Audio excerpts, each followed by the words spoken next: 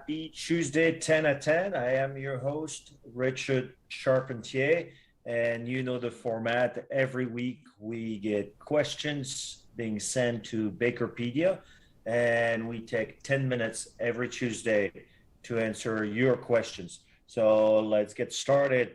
The first question we received is asking, do I have to mix calcium propionate with sorbic acid to get 3 months shelf life? It's an excellent question that, how do you get your shelf life to get started? The first question, whether or not you have to use both acids to preserve your food, to extend your, comes more than just adding acids into your product. Remember, shelf life is about the organoleptic, meaning how does your product taste like after 3 months?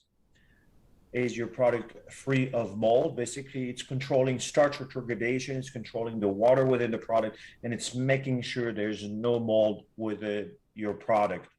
So whether or not you want to use both depends on what you use.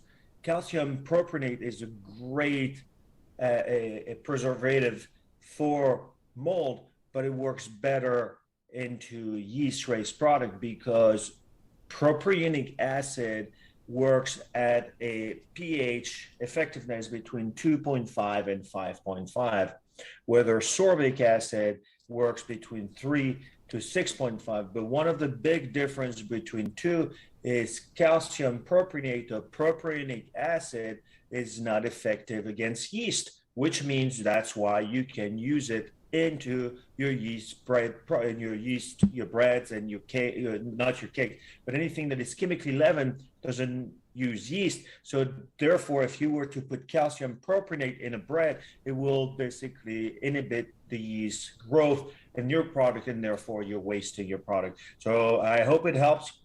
Both of them are very effective. Sometimes you can use propionic and sorbic together. I've done that in cakes, knowing what you're going after and the type of formula. But it's a great question, and I recommend, it's good to see, can I use both? But hopefully it answered your question. Thank you for sending it. So moving on to the next question.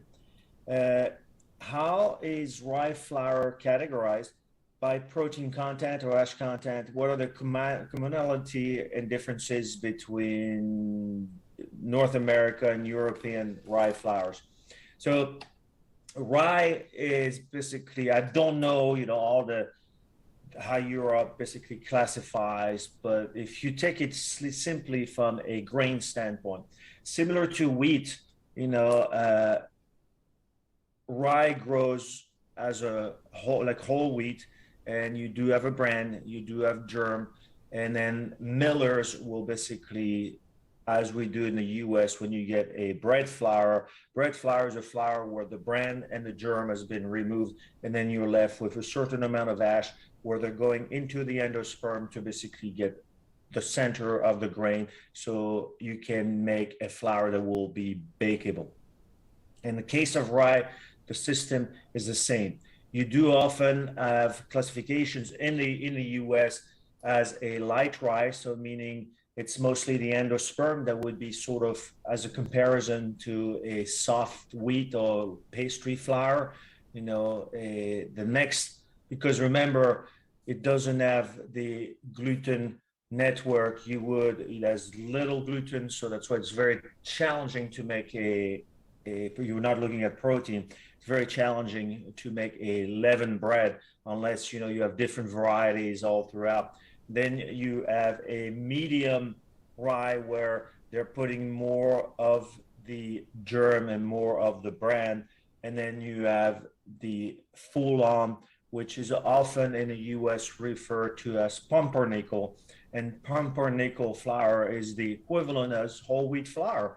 That's simple. So meaning, if you want to take more of the minerals, that's why pumpernickel is often preferred for people making sourdough. It has great food available because most of the food available and the mineral and the phytonutrients are within the bran and the germ.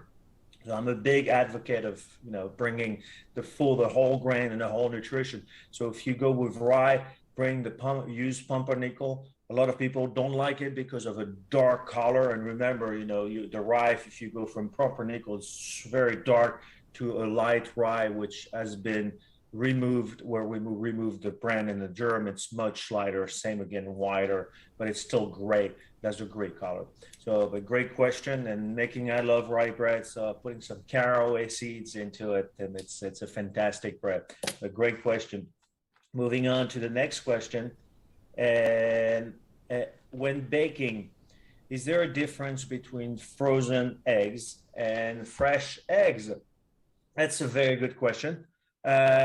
Yes, there'll be a difference, but the difference would only be noticeable to you in the case of frozen eggs to fresh eggs.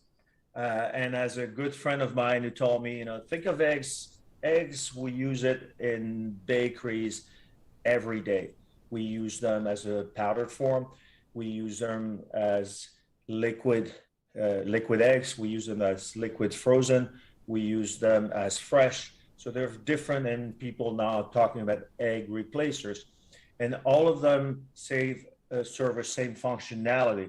But remember, when a chicken lays an egg, they don't lay eggs to create cakes. So eggs are biological, but also serve a lot of functionality and add flavor to cake products. They help with emulsification, they help with texture and flavor and browning as well. So if the difference is on the frozen, you have to understand whether or not a treatment was applied to the eggs. Often they will acidify the eggs to keep a better preservation, even though they're frozen, but after when you thaw. So that's one thing. It will slightly change your functionality. Fresh eggs, as you're mentioning, yes, they are. But again, fresh eggs have, like any product, a shelf life, a duration. So if you use fresh eggs straight from the farm that you got from the chicken like an hour ago, it's going to make a different egg than if you buy it at a grocery store where the eggs are already about a month or 3 weeks old. So anything applies for the eggs, and I'm looking at true differences in functionality. If you make a cake with the frozen eggs and you make a cake with the fresh eggs, and you have people trying it, most likely it will be tough to really find out which one is made with which egg. But if you are making your eggs every day with fresh eggs and you switch to something else, you might see maybe a drop in volume, the slight differences that only the manufacturer could see. So thank you for your question. Now moving to the last question, someone wants to know what preservative system can be added to whipped cream topping on cakes to make them last longer, and what preservatives should be added to eggless, vegan, and gluten-free cakes to increase their shelf life. Well, it's several questions in once, and I will answer, as best as I can. So first of all, when you're making a whipped cream, you're talking about liquid and fat. You're talking about a heavy cream, and you're adding air. You're aerating the product to make it to increase the viscosity, to make it more solid, even though it's soft, but it's no longer a liquid.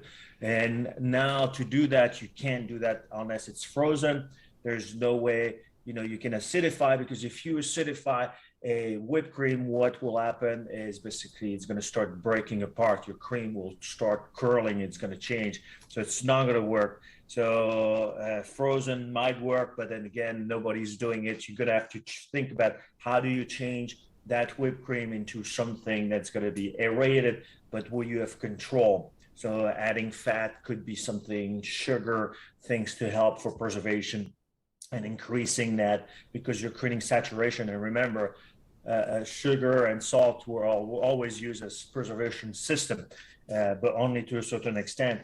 It all depends also on the type of shelf life, what type of packaging, what's your formulation, what's your cake on, because remember, water activity will interact with the water activity of different components.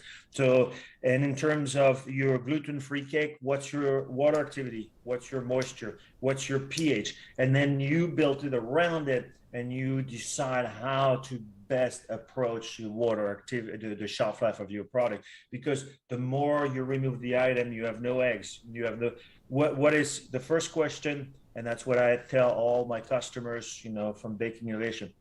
What's your pH, what's your water activity, and what's your moisture? And what kind of packaging, what's your MVTR of your packaging, moisture vapor transfer rate, and then what kind of operation do you have, what's your sanitation program? Building shelf life of a product, it's just much more than adding something into the product and walking away. It's a commitment to ensuring that the quality and the safety of your product for the long term.